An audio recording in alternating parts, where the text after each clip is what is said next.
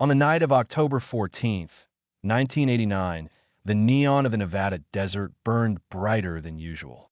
Inside the Silver Dunes Casino, roulette wheels spun, cards flicked across velvet, and no one noticed the two men at the cashier's counter until the gun went off. The robbers, masked and methodical, moved like men who had practiced this hundreds of times. Later, investigators would call it the cleanest casino heist in state history. In under 8 minutes, they emptied $12 million in cash and bearer bonds, stuffed into black duffel bags marked with yellow tape. Then, against every known security protocol, they escaped not through the floor, but through the roof. The helicopter was a Bell 206 Jet Ranger, stolen from a nearby tourist charter yard hours earlier. Witnesses recalled the faint hum over the casino roof. Few paid attention until floodlights caught the shimmer of rotor blades slicing through the desert air. At 2:43 a.m., the helicopter rose into the dark sky, carrying the two men and $12 million. Security footage, grainy and soundless, showed one of them giving a small salute before disappearing into the clouds. Their names were Eddie Nolan and Mark Brewer, both former Air Force mechanics dishonorably discharged after an incident in 1984 involving stolen jet fuel. Eddie was the planner, quiet, pragmatic, eyes always moving. Mark was the pilot, reckless, brilliant, with the arrogance of someone who believed gravity was optional. Together, they've been drifting through low-end gigs in Reno, repairs, repossessions, odd jobs, until something changed in early 1989. Archive. Police interview transcript, October 16th, 1989. Detective Sam Owens. When did you last see Nolan? Witness. Landlord, 2 weeks before. Paid cash. Said he was moving south. Didn't say where. Owens. Did he seem nervous? Witness. No.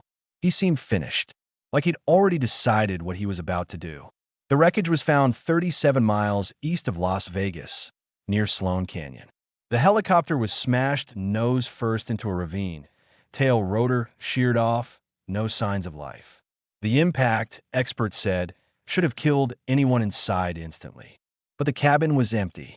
The only traces, 2 parachute clips, 1 torn harness, and a few bloodstains. For weeks, authorities combed the Mojave. Nothing. No bodies, no money, no clear trace of where they'd landed. They're dead, the papers declared. Burned, buried, or eaten by coyotes. But Detective Owens didn't believe it. Something about the clips bothered him. The blood was minimal, almost staged. And the harness tear looked deliberate, like someone had cut it post-impact. A week later, Owens received a package at his office with no return address. Inside, a photograph of 2 men sitting in front of what looked like an African savanna campfire. Their backs were turned, but the silhouette, broad shoulders, familiar posture, looked exactly like Mark Brewer. Scrawled on the back, "The desert's just another kind of ocean." By 1990, the heist had become folklore. The casino's insurers refused payout until an official death declaration. Gamblers whispered that the robbers had been cartel contractors. Others said the money was cursed.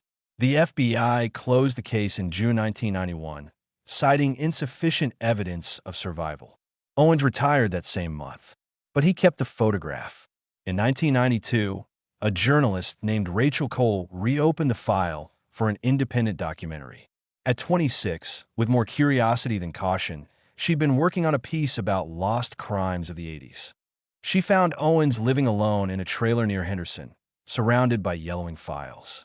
He was older, slower, but when she mentioned the Silver Dunes job, something flickered behind his eyes. "They lived," he said simply, "and I can prove it." Rachel's recordings, later recovered from her mini-cassette archive, captured fragments of that first conversation. Transcript, Tape 1A, February 9th, 1992. Cole, "You think they jumped?" Owens, "No. I know they did." Cole, "How could they have survived the fall?" Owens, "Because they planned it that way. They didn't crash. They landed." The landing theory was madness at first glance. But Owens had data, flight path analyses, fuel consumption, radar anomalies. According to him, The Jet Ranger went off radar 3 minutes before the supposed crash. If you line up the timestamps, he told her, there's a gap, a hole, long enough to drop altitude, cut the transponder, and eject. Rachel pushed further, filing requests through the FAA. Buried in the archives, she found a report from a flight controller in Phoenix claiming to have picked up a rogue helicopter signal matching the Jet Ranger's transponder. Only it pinged almost 1,200 miles east over the Atlantic coast of Senegal on November 6, 1989. The signal was dismissed as a technical glitch. But for Owens, that was the missing piece. They didn't fall in Nevada, he said. They vanished across an ocean. It sounded insane, until Rachel uncovered a small but damning receipt in the FBI's discarded evidence catalog. A fuel purchase from a private airstrip in Cabo Verde, paid in cash on November 5, 1989, by someone using the alias Ed Norton. The handwriting matched Eddie Nolan's from his service file. Archive, fuel log, Cabo Verde Airfield, May 11, 89. Jet Ranger, tail number unlisted. Destination, private charter. 600 liters aviation fuel. Signed, E. Norton. At this point, Rachel was convinced. She began drafting her exposé, The Sky Thieves, claiming the men had crossed the Atlantic in a patched-up helicopter, parachuting into West Africa to start new lives. But the night before publication, she vanished. Her last known call was to Owens at 11:42 p.m. "I think I found them," she whispered. "They're here." When police reached her motel in Dakar, 2 days later, they found her room stripped. "Cameras meshed." Tape's gone. On the wall, a single phrase scrawled in charcoal. "Some debts never land." Owens died in 1993, 2 weeks before his testimony for a reopened inquiry. His notes were sealed, marked classified under a joint FBI-Interpol memorandum. For years, the Silver Dunes case remained one of America's strangest unsolved heists. 2 men who vanished in a thin air, and a journalist who chased their ghosts across continents. But recently declassified archives, unsealed after 30 years, reveal something else. A recovered wallet in Mauritania, belonging to a man named Edward Nolan, containing an American military ID and a casino chip from the Silver Dunes, value $100. The discovery reignited interest in the case, leading to the 2022 documentary The Flight That Never Landed. Yet one crucial reel from Rachel's original tapes had never been made public. Until now. Artifo, unrlia setapi, fragment, kol tapetiga bewaf. Rachel, they don't look the same, older, thinner, but it's them. They've built something here, trading routes, airstrips. Someone's funding it. Unknown male voice, distorted, turn that off, Rachel. Rachel, I just need to ask, why come here? Voice, because in Africa, no one looks for the dead. What followed that line was static. Investigators never recovered the rest.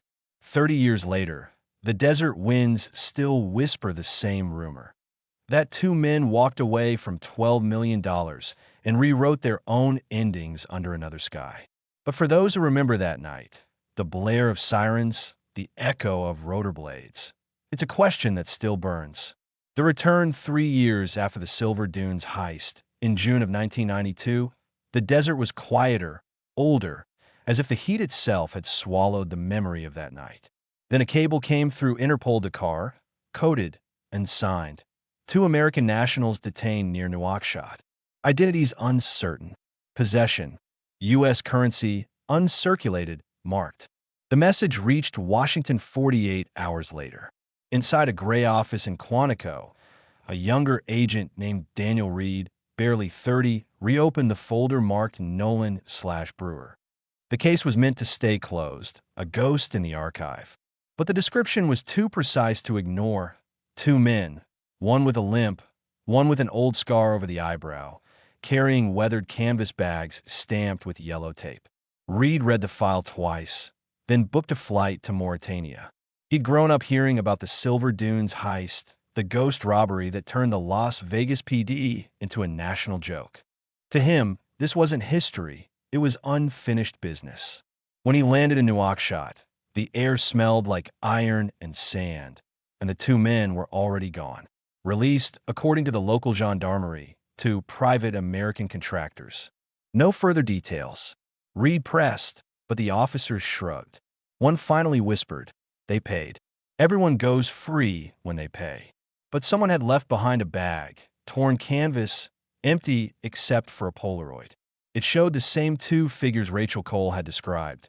Older, harder, standing in front of a ramshackle airplane hangar with the word Cadre spray painted across the tin wall. On the back, in black marker, "We don't run, we build." Reed flew home with the photograph and a suspicion that he'd stepped into something bigger than a robbery. Over the next months, he dug through customs reports, flight manifests, satellite photos, hundreds of pages of desert nothing. Then one day, through a fluke, he found her name, Rachel Cole, listed on a maritime registry in Senegal. The entry was dated November 1991, almost 2 years after her disappearance. The ship, Mistral Dawn, was a small cargo vessel seized for smuggling electronics to West Africa. Among its contents, several tape reels labeled Project Sahara. One was marked RC4. Reed's request to access it was denied twice. On the third attempt, he went through a contact in the State Department. The reel arrived in a padded envelope, unmarked, as if it had been waiting for him. The recording was rough, filled with wind and static, but fragments were clear. Rachel's voice narrating. Day 72, Outpost Cadre. Locals call it the Ghost Yard. I've counted 3 aircraft. One looks like a Jet Ranger, repainted. There's a man here they call the American. A pause, then a faint male laugh. He says, "Tell them we never took their money. We took our freedom."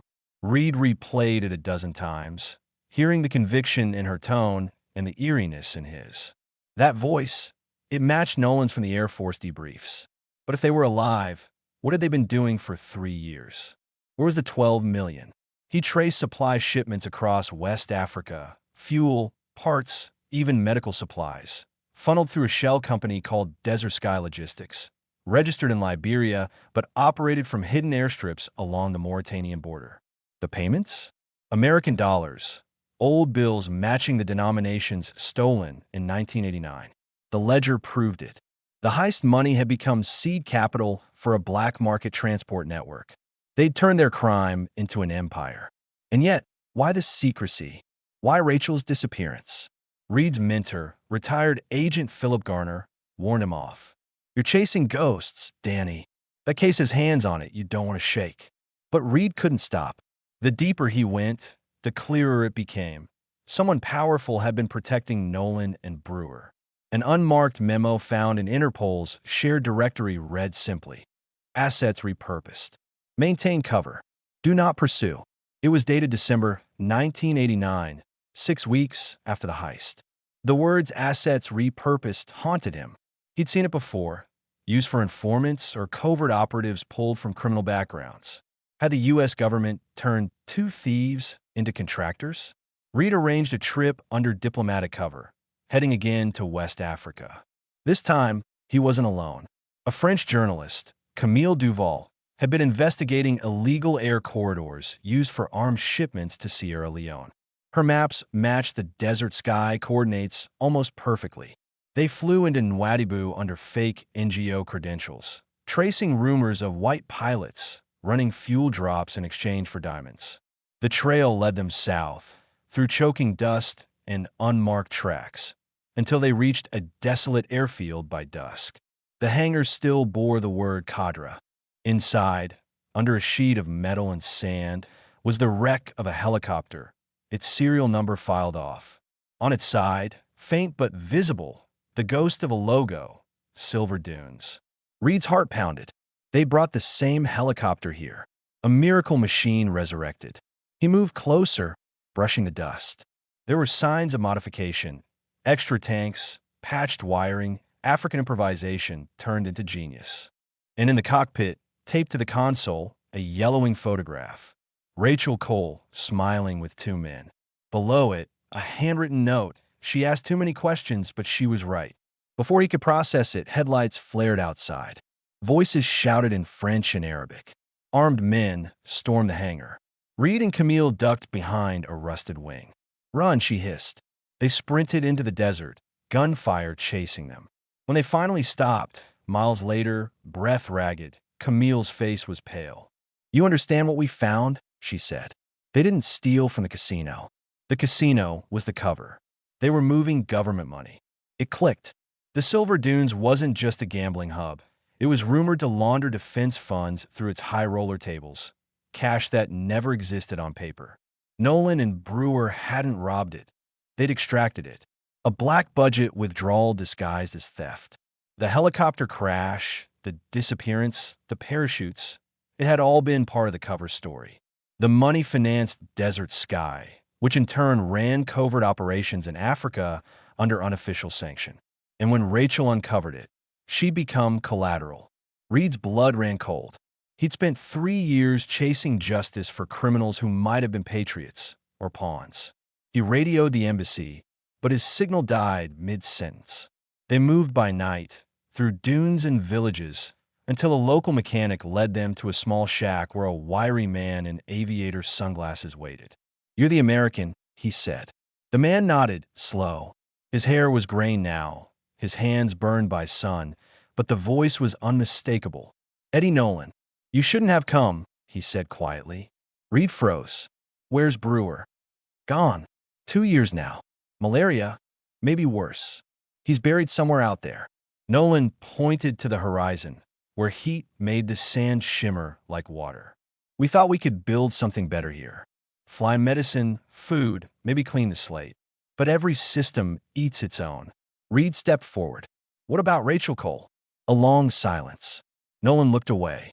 She believed too much in truth. Truth gets you killed faster than lies. He tossed a small metal box onto the table. Inside lay a casino chip, faded to bone white, and a cassette labeled RC5. "She wanted this to go home," Nolan said. "Now it's your problem." Before Reed could ask more, headlights cut through the night again, trucks military grade. Nolan shoved him toward the back door. "Go. You don't understand who owns this story." The last Reed saw of him was the flash of fire as the trucks arrived and the shack exploded behind him. He woke hours later in a local clinic, Camille gone, his bag empty. The cassette survived only because he'd hidden it in his jacket lining. Months later, back in D.C., he played it. Rachel's voice, soft and trembling. "If you're hearing this, I didn't make it back. The men from the desert are not fugitives. They're the product of what we made them, machines that forgot who built them. We think we control our secrets. We don't. They control us." Static swallowed the rest. The official line said Reed resigned in 1993, citing exhaustion. Unofficially, he disappeared, last seen boarding a flight to Lisbon with a one-way ticket. Some say he went looking for what was left of Nolan. Others say he'd learned enough to vanish on purpose. In 2020, a hiker near the border of Mauritania found a rusted lockbox buried beneath a cairn of stones. Inside, an Air Force tag reading Brewer, a notebook filled with coordinates, and a single photograph. An empty airstrip, an American flag painted on its roof. No one claimed it. Today, the Silver Dunes stands abandoned, its neon stripped, its vault sealed. The case remains officially unsolved, though the new declassified files paint a story not of greed, but of manipulation, a robbery that was never a robbery at all. Nolan and Brewer were instruments of a hidden transaction, ghosts written out of the record. And maybe that's why the legend endures. Because sometimes the truth isn't buried. It's erased. The final line from Rachel's recovered notes captures it best. History remembers heroes and criminals the same way. It just depends who writes the report. The film adaptation released last year. The Flight That Never Landed ends on the sound of rotor blades echoing across the dunes, fading into silence. But for those who listen closely, beneath the static, a voice whispers, maybe Nolan's, maybe not. We never left. We just stopped being found. If you ever drive past the ruins of the Silver Dunes, you can still see the outline of the helipad, the scorch marks of liftoff frozen in concrete. Some say at night, when the desert wind rises, you can hear the faint rhythm of blades circling back through time. But whether they flew for freedom, money, or orders no one will ever admit, one fact remains. $12 million vanished into the sky, and the world never got them back. What happened after 1992 remains classified. Maybe that's for the best. Some debts, after all, never land. What do you think? Was justice served or rewritten? Leave your thoughts in the comments.